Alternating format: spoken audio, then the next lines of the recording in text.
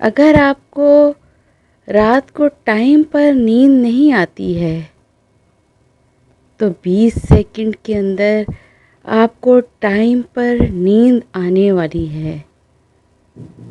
सिर्फ 20 सेकंड के अंदर, क्योंकि मैं आपको ऐसी ट्रिक है जिससे आपको नींद आ जाएगी। जो यूएस में मिलिट्री वाले वो इस टेक्निक को यूज़ करते हैं और टेक्निक का नाम है 478 मेथड।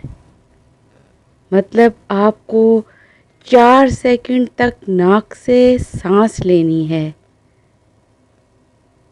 7 सेकंड तक आपको होल्ड करके रखनी है,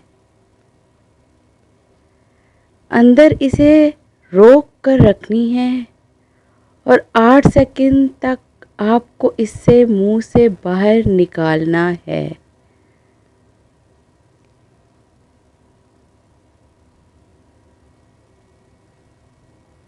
आप ज़रूर try. Please subscribe my channel and press the bell icon.